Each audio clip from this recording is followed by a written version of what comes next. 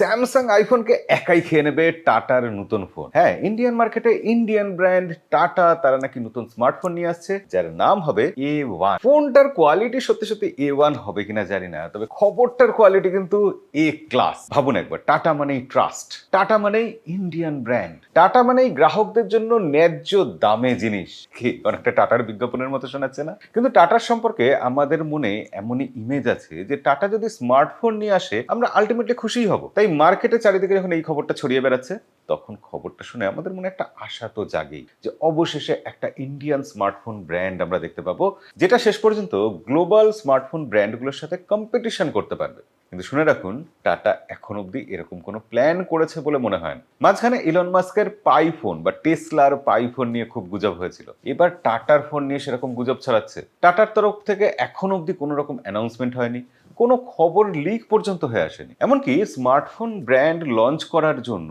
যা যা পদক্ষেপ নেওয়া উচিত টাটা সেরকম কিছু নিয়েছে বলেও কোনো রকম খবর নেই। হ্যাঁ, টাটা বিভিন্ন স্মার্টফোন ব্র্যান্ডের সাথে কোলাবোরেশনে তাদের স্মার্টফোনগুলো অ্যাসেম্বল করছে, ম্যানুফ্যাকচার করছে ইন্ডিয়াতে বসে।